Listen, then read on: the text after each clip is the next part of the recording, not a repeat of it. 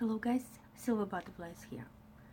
Today I decided to touch such an interesting topic about perfume bloggers in English-speaking countries and in Russia, and some Russian-speaking bloggers who lives in abroad, like me.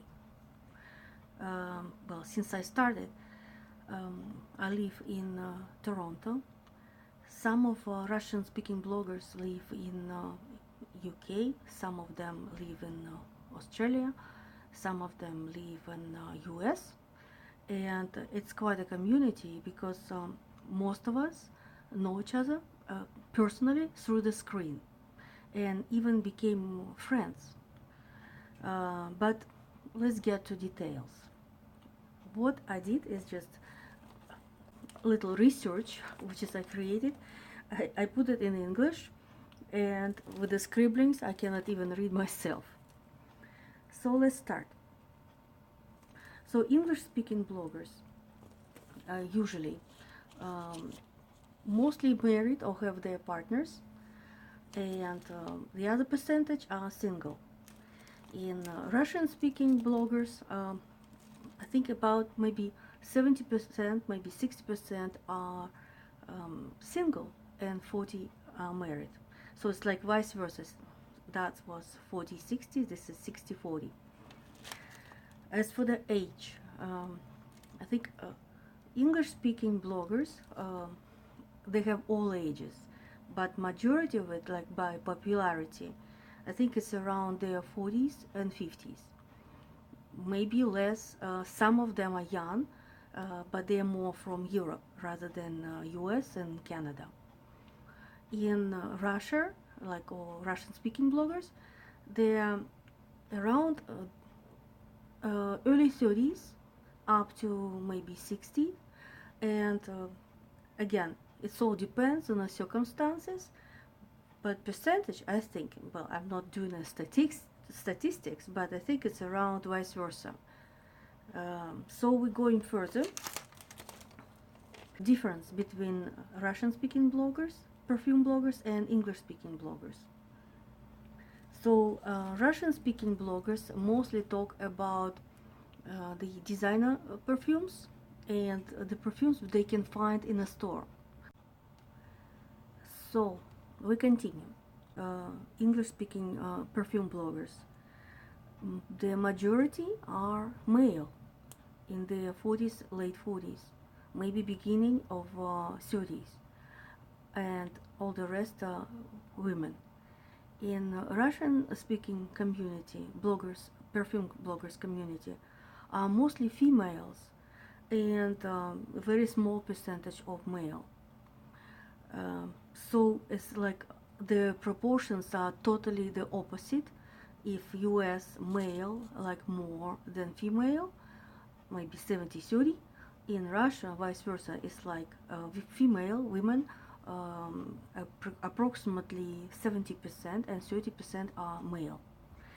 So the topic of perfumes in English-speaking perfume bloggers community, they mostly talk about niche, about unusual perfumes, about hard to find perfumes, online perfumes mostly, and brand new stuff, brand new brands they introduce.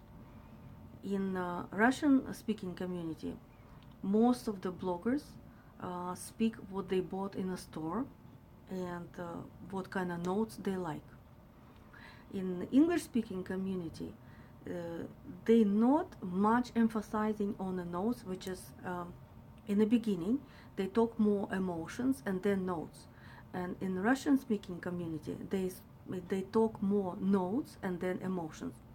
Maybe except for me, because I try to talk more about emotions first and touch the base with the notes, which is if I do review. And I have to check my comprehension with Fragrantica description. So what else? The walks of life, bloggers are so vast. It doesn't matter who you are or where you work. You can be a blogger in any country, and you can be a successful blogger and talk about perfumes It's not required high education or like university degree, although never hurts. But on the other hand, everybody can talk about perfumes if they like them, if they love them so much. Another thing I wanted to talk about, um, survival of bloggers. I know like at least 3, 4, 5 bloggers who've been opening their accounts on YouTube and they already gone. I don't know why. Maybe they cannot compete. Maybe they cannot still produce as many videos which is required for YouTube, because you literally have to be productive if you want to be known, if you want to be noticed. And if you don't produce your video often, or maybe at least systematically, maybe once a month, once a week, people forget about you, and your channel is untouched. Nobody watch you. Some strange thing happening with me, because I'm the opposite. I opened my account way back, long ago, together with the with the bloggers who already having more than 20, 30, 50,000 subscribers. And something happened with YouTube. My account is still very modest, which is, I don't know why. I'm producing videos on a daily basis, both English and Russian, and I still kind of somewhere at the end, together with the newbies who just came to this world of perfume bloggers. I don't know why. Explain me, please. um, I created so many videos, and maybe this is my fault, because I shouldn't do that many. And a piece of advice: if you want to be a perfume blogger, don't create as many videos as you can, because at the end of the story, you are kind of lost in that ocean of your own videos, and nobody even notice you.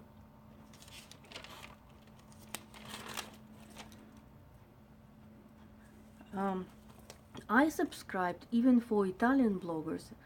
I don't understand Italian, but I like to watch a few people, only because they have something different compared for what Russian perfume bloggers shows and English-speaking perfume bloggers shows. And again, it's very hard to find someone who touches your heart as a blogger, because, okay, 24 hours a day, 8 hours you're working at the office or at home or something. Then you sleep another 8 hours. And just a little slice of time you can create for your video watching, not to mention to producing it. So you have to literally be so selective to be active with, interactive with the same blogger, maybe do the comments. So sometimes you physically don't even have enough time to answer your own questions, people asking, for instance, me, and you cannot even comment on the blogger which is you like to watch, because there is a pressure of time. So it's a lot of things involved, and again, what I'm thinking, I came to the point that I'm shrinking the viewership of mostly of the bloggers, which is doesn't bring me my vibe. What is this my vibe? I need a blogger who gives mostly emotions first, and then the notes, the perfume notes. If it just comes as a description, it doesn't touch my heart. I'm not gonna watch that blogger. Doesn't matter how brilliant this blogger is. I need a personal story. That's first and foremost. If the perfume is new, you cannot create a personal story about perfume. But I would love to have those bloggers who have more experience about this or that perfume and tell the story about it, what happened during that period of time with that perfume and with you yourself in life. There's a few bloggers only like that. I think it's me and the other guy in Europe, who touching the base of the perfume from past tense, from long time ago, or like just from recent past, which is almost being forgotten. And we are like last of Mohicans trying to touch the base with that, because if we won't show, who else? So Like for instance, what I do, I try to find some kind of diamond in the rough or something which is very, very hard to find. Like for instance, this perfume.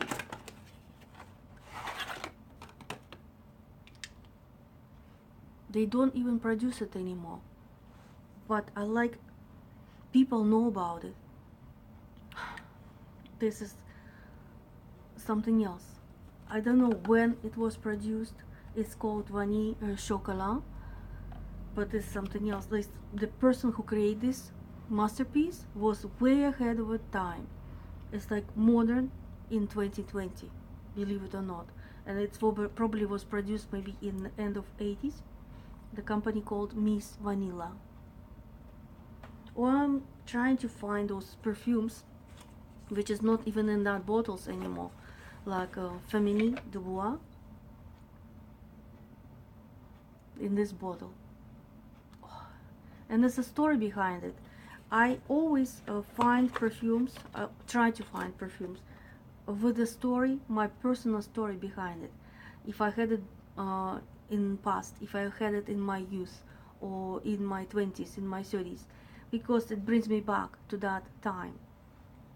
And I also use modern perfumes, like as long as it's sexy, that is mine. So this is what I do. I just buy the perfumes almost on a daily basis, trying to catch up with the people who is producing videos about nowadays perfumes. And it's like a rat race, so you cannot keep going to the store or like order it online. Once upon a time you have to say to yourself, stop it right now, stop it, get the sample, don't buy it as many bottles because there's nowhere to stash it. So of course it's not happening like that, because once you say to yourself, promise you're not ever gonna do that, next thing you know, you go and buy something new. But for me, I like something which is close to my heart. This is what me, I'd like something from my life stories, and I like to touch those bottles, smell those bottles, and it brings me right back to those moments of perfumes, which is it's a time machine. That is the perfume is for, to link your personal life with a memory, and memory will bring you back where you were, young and cheerful and carefree. This is what is perfumes for me. So for bloggers, Russian-speaking bloggers who speaks English, English-speaking bloggers, you can link your channel at behind this video and below. You can talk about yourself. Let's talk. At least we know each other much more on a screen than in life. Just drop me a line, say something about yourself. I'll be happy to hear from you. Until now, this is my little reportage about difference about bloggers, English-speaking perfume bloggers and Russian-speaking perfume bloggers. So bye for now. If any thoughts, I'll tell you later. All the best. I'm your silver butterfly.